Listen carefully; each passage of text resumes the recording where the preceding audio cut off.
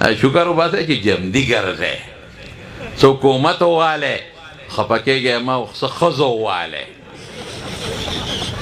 په بلاګانو موږ هم اورېدلي بیخه مو د ښځو لپاره چې راوړو ښځه داسې سر خوړلې کندو تنور دی چې ډکېږي هم نه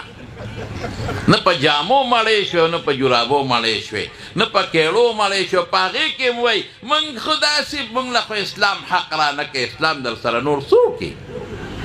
مسلماني در سره نور څه وکړي تا له خو اسلام هغه حق درکړه ته خو بیا جنبې ښخولې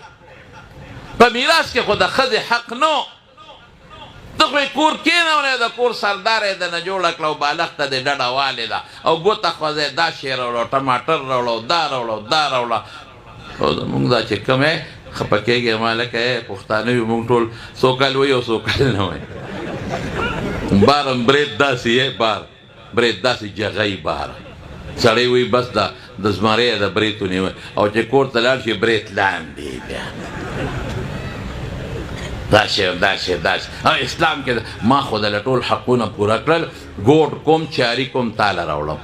مزدوري کوم تاله راوړم بجلیګر مولوي صاحب د خدای پاک وبخي هغه به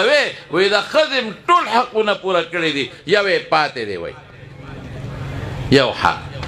او یو دا دی چې وایي د دې بالا ماڼۍ په دې بازار کې زه ورته په بیم شم او دا په ځان راسواره کړم هلکه خبره ټیک کوم که غلطه کومه سپینې خبرې درته کوم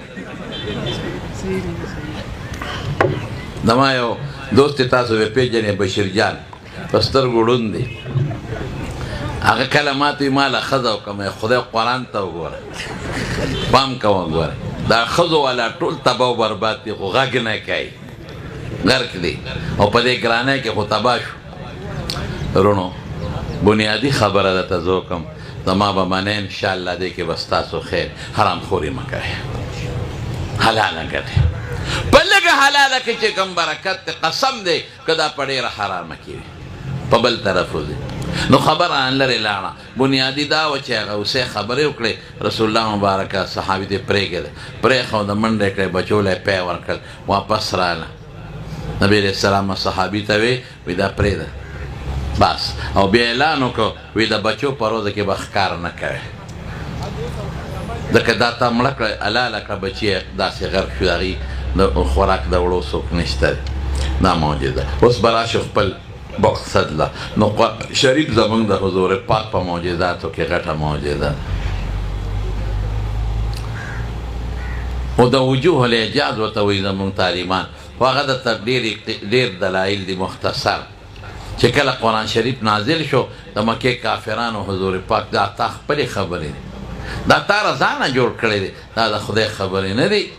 نو الله دا آیت نازل کړه قل لئن اجتمعت الانس والجن على ان یأتوا بمثل هذا القرآن لا یأتون بمثله ولو کان بعضهم لبعض ظهیرا زه تاسو لږی شی داسې قرآن جوړ کړي بیا ورته نور اسانه کړه فأتوا بعشر سور مثله مفتریات د لسو سورتونو په شان جوړ کړي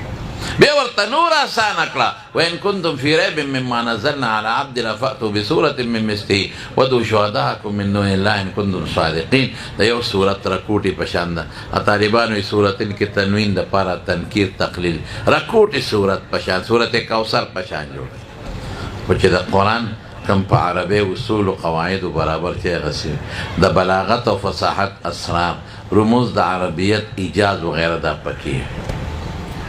دا کافر سونه د اسلام خلاف لګیا دی پیسې لګي نو تاسو عربي حضور پاک عربي جوړه کې تر نه پورې د قرآن شریف د رکوټي صورت برابر صورت نه دوی جوړ کړی شو نه به جوړ کی ولې معجزه ده او د معجزې مثال څوک شي پیش کړ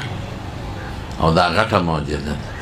او همیشه ډېرې معجزې وي د حضور پاک سره لاندې دا باقي پاتې ده نو رسول الله مبارک فرمایي د ترمذي حدیث دی د کم پیغمبر چې معجزې ډېري غټی امت به هم ډېري زموږ معجزه غټه ده امید لرم چې امت به مې د ټولو نه غټ ډېر مې او دا باقي ده امید لرم چې امت به م قرب د قیامته پورې باقي وي ټولو وایي انشاءالله